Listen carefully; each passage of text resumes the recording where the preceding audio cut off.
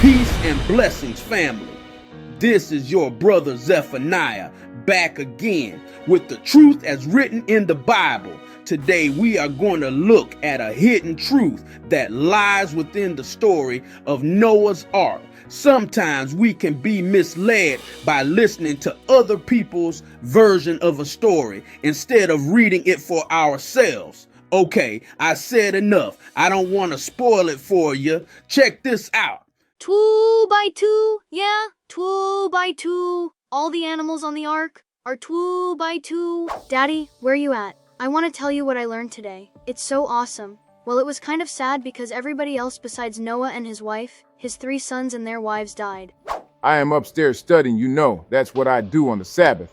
But come tell me what you learned. Noah built an ark so big that it could hold 2 of every animal. It sounded crazy at first, but we read it in Genesis chapter 6 verses 19 and 20. It says, "And of every living thing of all flesh, 2 of every sort shalt thou bring into the ark, to keep them alive with thee. They shall be male and female. Of fowls after their kind, and of cattle after their kind, of every creeping thing of the earth after his kind, 2 of every sort shall come unto thee, to keep them alive." Are those the only verses y'all read? Yep. Then we started singing songs and looking at pictures of all the animals. Okay, son. Now we have to do a little more reading because the songs you are singing don't represent what really happened. Let's go to Genesis, the 7th chapter, and we're going to read verses 1 and 2. And it says, "And the Lord said unto Noah, Come thou and all thy house into the ark, for the have I seen righteous before me in this generation. Of every clean beast thou shalt take to thee by 7s, the male and his female, and of the beasts that are not clean by 2, the male and his female." 7. Wait a minute, they didn't mention 7, they only mentioned 2. I don't understand. It's okay, son. This is why we read the Bible, to gain knowledge and understanding. Let's jump over to the 8th chapter of Genesis, and we're going to read verses 14 through 20. This may help you understand why there is a difference between the number of clean and unclean beasts. Starting at verse 14, it says, "And in the 2nd month, on the 27th day of the month, was the earth dried. And God spake unto Noah, saying, Go forth of the ark, thou and thy wife, and thy sons, and thy sons' wives with thee. Bring forth with thee everything living thing that is with thee, of all flesh, both of fowl and of cattle, and of every creeping thing that creepeth upon the earth, that they may breed abundantly in the earth, and be fruitful, and multiply upon the earth. And Noah went forth, and his sons, and his wife, and his sons' wives with him. Every beast, every creeping thing, and every fowl, and whatsoever creepeth upon the earth, after their kinds, went forth out of the ark. And Noah builded an altar unto the Lord, and took of every clean beast, and of every clean fowl, and offered burnt offerings on the altar." I think I get it, Dad. If there were only 2 of every clean animal, then after the burnt offering to the Lord, that species would be extinct. That's correct, son. 1 male and 1 female are required to reproduce. Okay, Dad, I don't want to have that talk right now. Let's get back to the clean and unclean beasts. I know we don't eat pork and shrimp and stuff, but how do we know what's clean or unclean? Great question, son. And the Lord, in all his wisdom, knew we would need specific instructions. There is a whole chapter dedicated to this topic. Leviticus, the 11th chapter, provides detailed criteria for what animals are clean to eat. Since you brought up pork and shrimp, we'll focus on what it says about those 2 and why they are unclean.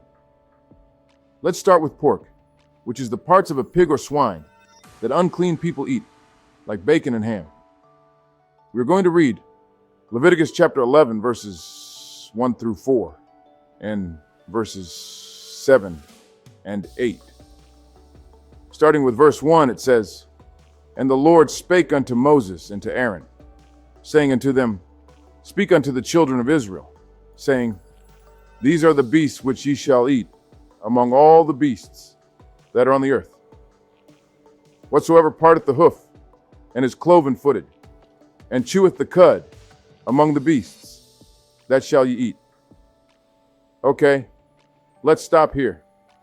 And before we read verse 4, I want to make sure you understand the criteria mentioned in verse 3. A parted hoof is also referred to as a split hoof, which also need to be cloven-footed. Look at some of these examples. The third part of the criteria says, the animals also cheweth the cud. So let's do a recap. Number 1, a part the hoof or split hoof. And number 2, cloven-footed. And number 3, chew the cud. Okay, Dad, but what is chewing the cud? Cud is a section of food that returns from an animal's stomach to the mouth to be chewed for the second time. Cud is produced within a digestive process called rumination. Yuck! I don't want food after it has been in my stomach. Haha, neither would I, son. But this is the way the Lord created some of these animals. Now that we know the criteria, let's look at some examples of animals that are clean to eat because they split the hoof and chew the cud. The cow, which is referred to as beef. Also the deer, sheep, goats, and here's one I just learned, a giraffe. Son, a giraffe really, you can feed everybody with a giraffe.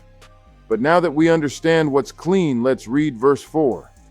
It says, nevertheless, these shall ye not eat of them that chew the cud, or of them that divide the hoof, as the camel, because he cheweth the cud, but divideth not the hoof, he is unclean unto you. Okay, I get it. In order to be clean, it has to have all three. A split hoof, cloven-footed, and chew the cud. That makes sense.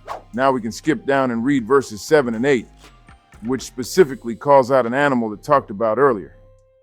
It says, and the swine, though he divide the hoof, and be cloven-footed, yet he cheweth not the cud, he is unclean to you. Of their flesh shall ye not eat, and their carcass shall ye not touch. They are unclean to you. There you have it, son, no matter what part people choose to eat, or what name they want to call it. If it comes from the pig, it is unclean. Right, Dad, that's what the book says. But what about shrimp? How do we know shrimp is unclean? The very next verse, verse 9, teaches us about all the animals that live in water like shrimp. Verse 9 says, these shall ye eat of all that are in the waters. Whatsoever hath fins and scales in the waters, in the seas and in the rivers, them shall ye eat. See, son, the animals in the water also have a criteria where it has to be both and not one or the other. Fins and scales are required. It's sad because our people chase all the unclean animals in the waters, like shrimp, crabs, lobster, and catfish.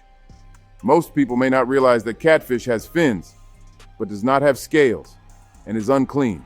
Wow, it's all written right here. So why do people choose to disobey God? Honestly, son, some people just don't know. Some people choose not to study their Bible. Instead, they choose to believe whatever their pastor says. Unfortunately, some pastors tell people that they can eat what they want because the law that we just read does not exist anymore. Wow, that's crazy, but also it's sad. I know, but let's read a couple more scriptures. Then I will get back to studying. Let's go to the book of Isaiah, chapter 66, verses 15 through 17. It says, for behold, the Lord will come with fire, and with his chariots like a whirlwind, to render his anger with fury, and his rebuke with flames of fire. For by fire and by his sword will the Lord plead with all flesh, and the slain of the Lord shall be many. They that sanctify themselves and purify themselves in the gardens behind one tree in the midst, eating swine's flesh, and the abomination, and the mouse, shall be consumed together, saith the Lord. I read these verses, son, because if people are being taught that it's okay to eat swine because the law is done away with, then why is the Lord going to return with flames of fire in the future and target people eating swine? The same way we are reading the law in the Bible is the same way they should be able to read where the law ended in the Bible. But the law still stands today, but it's the people that transgress his laws I remember when you taught us that, Dad, to keep the Lord's laws, His statutes, and His commandments. The last scriptures I want us to read will be back in Leviticus, the 11th chapter, verses 45 through 47. These will help you understand why we keep the dietary law and why it is a good thing to keep if you want to be like Christ. Starting at verse 45, it says, "For I am the Lord that bringeth you up out of the land of Egypt to be your God. Ye shall therefore be holy, for I am holy. This is the law of the beasts, and of the fowl, and of every living creature that moveth in the waters, and of every creature that creepeth upon the earth, to make a difference between the unclean and the clean, between the beast that may be eaten and the beast that may not be eaten." Well, I know I won't be singing that 2x2 song anymore. Wow. Thanks for reading with me, Dad. I really learned a lot today.